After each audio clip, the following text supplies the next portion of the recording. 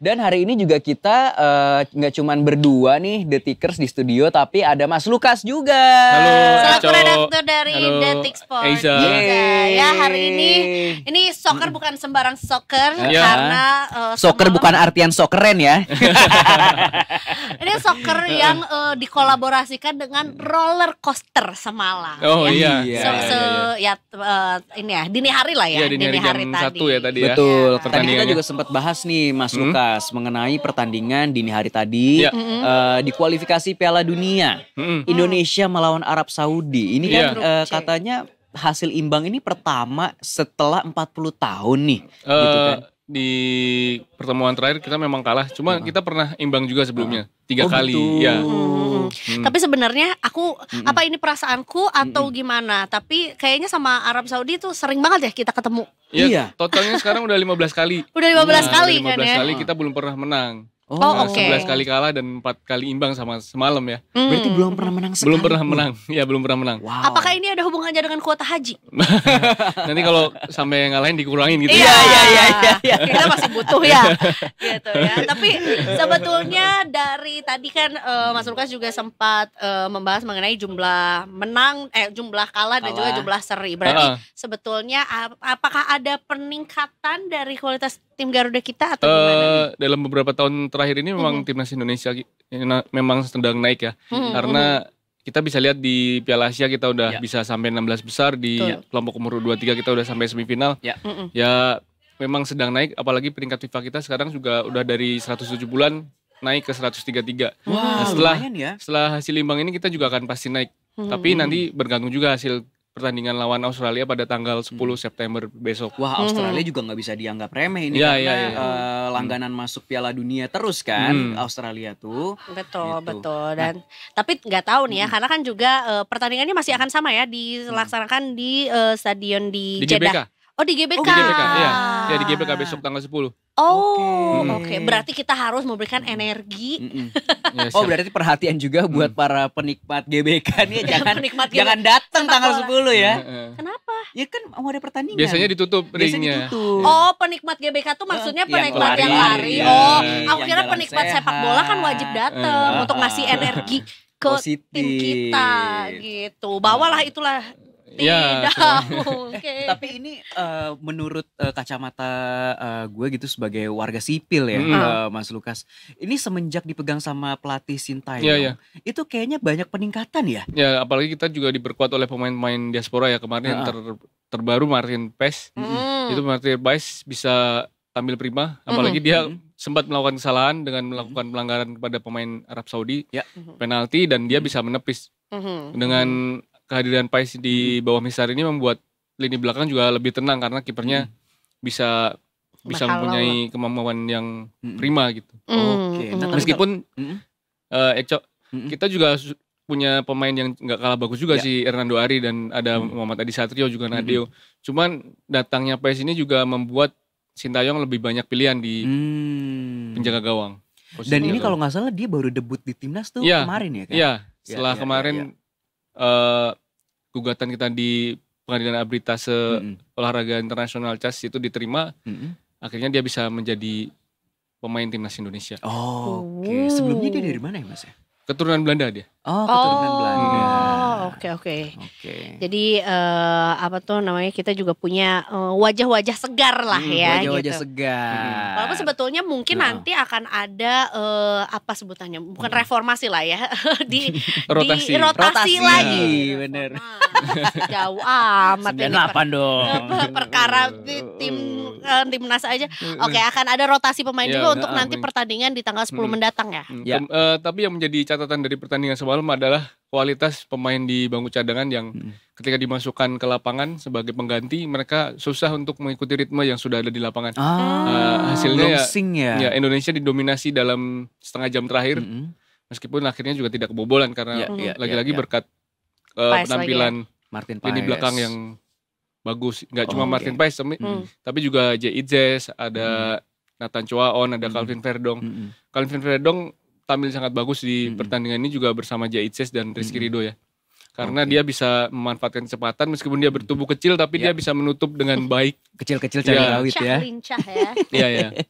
Nah, Mas Lukas kan besok nih tanggal 10 ya, Iya tanggal 10. akan bertanding melawan Australia. Australia. Nah, kalau menurut Mas Lukas sendiri gitu ya, ada susunan pemain yang akan dirotasi nggak nih sama pelatih Coachnya, Sintayong? Berkaca pada pertemuan kita di Piala Asia bulan Januari lalu, Indonesia kalah 4-0 dari Australia. Tapi Sedih ya. dengan catatan waktu itu Tom Haye belum masuk, Jay Itzes belum ada. Ya. Terus beberapa pemain juga, Martin Paes juga belum ada. Pertandingan lawan Arab Saudi itu Indonesia memasang starter sebagai pemain terbaiknya. Kemungkinan besar tidak akan banyak berubah. Jadi ya starter lawan Arab Saudi kemungkinan besar akan dipasang lagi untuk melawan Australia. Ya. Ya, kemungkinannya masih ada. Australia kan kalah ya pertandingan pertama. Ya. Oh iya. Australia kalah berkat gol di menit-menit akhir lawan Bahrain dan mereka mendapatkan 1 kartu merah kemarin di pertandingan pertama. Jadi kena mental tuh ya. iya, persaingan di grup C ini akan sangat terbuka karena Jepang juga menang 7-0 lawan China. Wow. Terus satu lagi China. Australia, Bahrain, China kalah 7-0 ya. Si Arab Saudi seri lawan Indonesia, Bahrain lawan Bahrain, Australia. Jepang. Bahrain lawan Australia Iya, ya, 1-0 ya. benar. Jadi Betul. Indonesia sekarang ada di peringkat 4, poinnya sama dengan Arab Saudi 1. Iya, 1.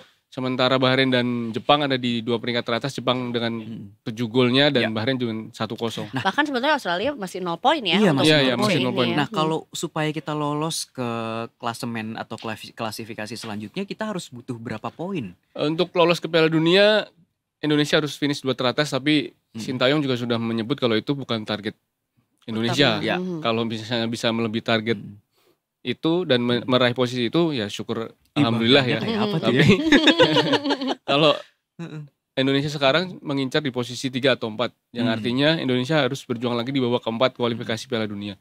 Dengan komposisi yang sekarang ini, dengan Bahrain menciptakan kejutan, Indonesia menahan Arab Saudi, ya peluang itu bisa terbuka Besar ya. sih. Bisa terbuka ya. Oke. Nah, ini kan kita nggak tahu ya sebagai karena gue juga bukan anak bola gitu ya Mas ya. Kalau dari klasemen kualifikasi yang sekarang nih yang zona Asia, nanti per grup itu diambil 1 atau 2? 2 teratas akan teratas. langsung ke Piala Dunia, 3-4 ke kualifikasi babak keempat. Oh, Dua teratas lain- langsung ke 2 Piala terbawah Dunia. akan tereliminasi. 2 Iya. terbawah akan tereliminasi. Oke. Semoga bukan Indonesia ya harapan. Iya, semoga. Ya, itu tadi dia ya, maksudnya secara harapan atau secara target lah. Iya, Kalau secara iya, harapan iya, ya jelas kita berharap masuk ke Piala Dunia ya. Heeh. Di posisi 1 atau 2 lah ya gitu. Tapi kalaupun tidak di posisi 3 atau 4 juga itu udah merupakan sebuah prestasi juga Ya, ya di betul, tahun betul. untuk Karena ini juga 2026 menjadi kali mendatang. pertama Indonesia lolos ke babak ketiga kualifikasi Piala Dunia iya. kan. ever.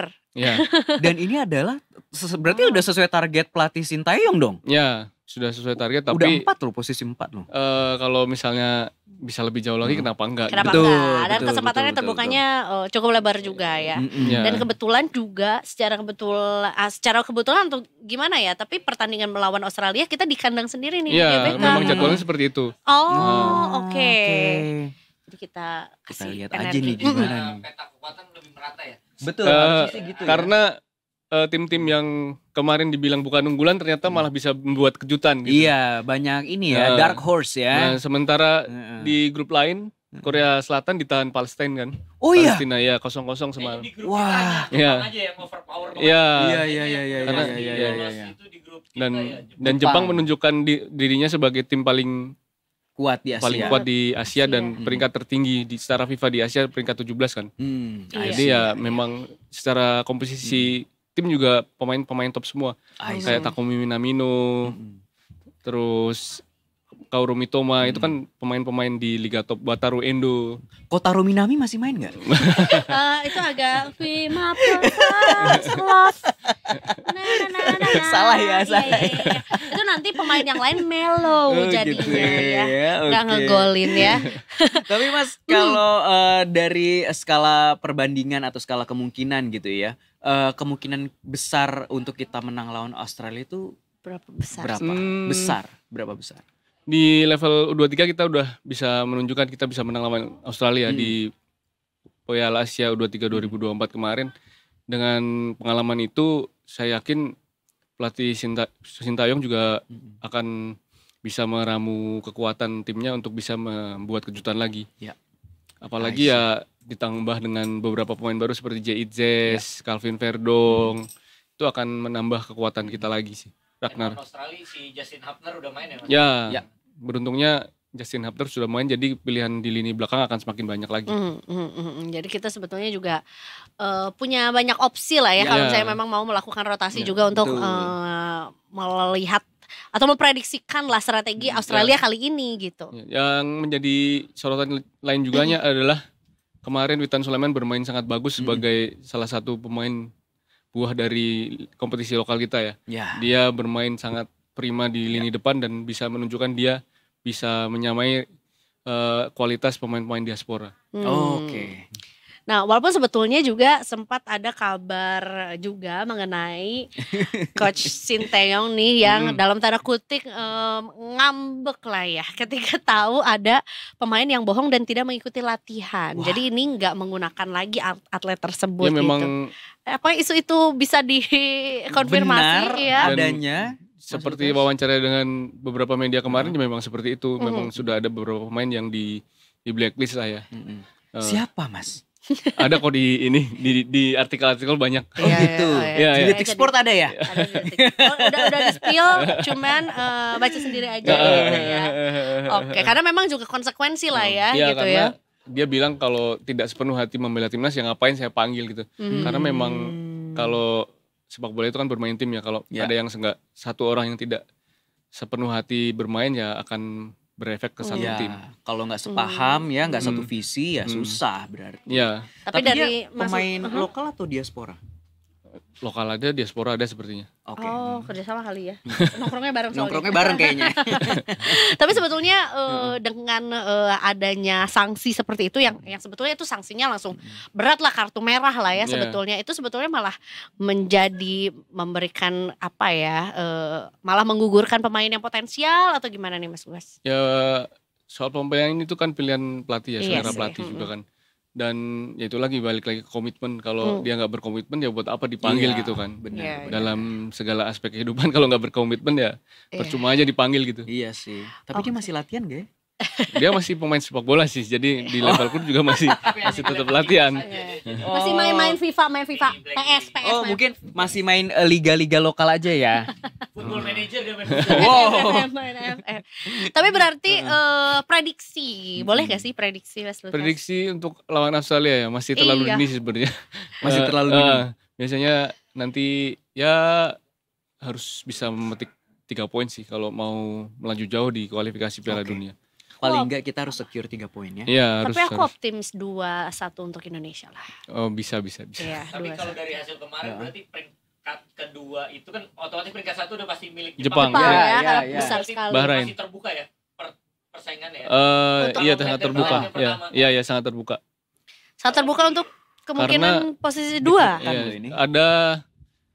Ada 4 tim lain yang bisa finish kedua.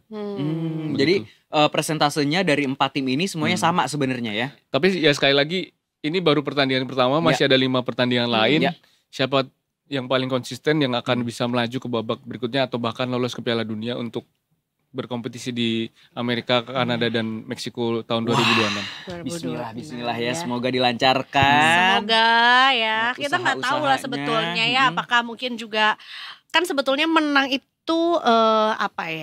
checklistnya banyak lah. Apakah mungkin juga dari formasi yang sangat kuat lah gitu sehingga benteng pertahanannya kuat juga, menyerang terusnya juga, atau kepemilikan bolanya juga tinggi juga gitu ya. Tapi gue optimis sih semenjak dipegang sama pelatih Sintayong ini banyak angin segar buat timnas kita. Yang kita dulu kalau bertemu tim besar sudah kalah sebelum bertanding, sekarang juga lebih pede saat masuk lapangan dan secara mental juga kayaknya lebih kuat ya Mas ya. Betul. Karena mungkin juga sama Sintayong juga, yuk biar semangat dengernya Blackpink. In your area. Kalau Ijo kayaknya Super Junior deh. Oh iya. Tapi gue gak ngerti loh sebenarnya Mas. Sumpah gue gak ngerti K-pop. Iya gak apa-apa kan, menikmati aja. Karena gak mungkin denger lagu Blackpink In Your Area tapi sambil sedih. Mungkin. Ya, kecuali ya Kan kita nggak tahu artinya apa. Kali sebetulnya sedih. Oh mama my, BTS, gak mungkin kan, gitu kan? Iya pasti happy ya. Baiklah, Mas Lukas, terima kasih banyak. Ya, sama-sama. Sudah mampir ke studionya Detik Pagi. Betul, dan juga ya memberikan informasi yang menurutku juga jadi semangat lah untuk kita ya. Semangat untuk kita yang akan memberikan semangat lagi. Betul. Ya kan? Karena kan semangat itu harus ditularkan juga. Betul. Untuk tim Garuda juga ya, Betul. Timnas Indonesia juga yang nanti tanggal 10 akan bertanding melawan Australia. Negeri Wool ya. Kemarin ada potongan video yang viral di GBK. Apa tuh? Ya, yang pas misa paus. Di Ya. GBK ada yang bawa poster gitu. Paus Franciscus tolong doakan berkati Timnas. Gelora Bung Karno karena akan menjadi kandang Iya. timnas. Nah, bisa jadi itu kan tanah yang dipijak Iya. oleh Paus Franciscus Iya. adalah tanah yang sama, Tanah yang akan diberkati. diberkati gitu. Tapi juga mungkin aja tim Australia juga berdoanya juga di situ juga. Iya, kita Di nggak situ tahu juga. ya. Jadi dia juga memegang tanah yang sama Iya, juga. tapi Paus Franciscus kemarin nggak mampir ke agenda Australia, nggak ada. Iya. Nggak ada. Indonesia yang dipilih pertama Indonesia. negara Asia untuk Betul. kunjungan Paus Franciscus kan. Ya semoga ini adalah coachnya Iya juga ada di sih. GBK hadir. ya Berdoa mungkin juga. aja ini adalah sebuah pertanda baik Iya, untuk Gelora Bung Karno untuk menyuarakan semangat juang dari Timnas Garuda untuk berlaga besok di tanggal 10 September 2020. Jangan lupa merahkan GBK ya. Merahkan GBK.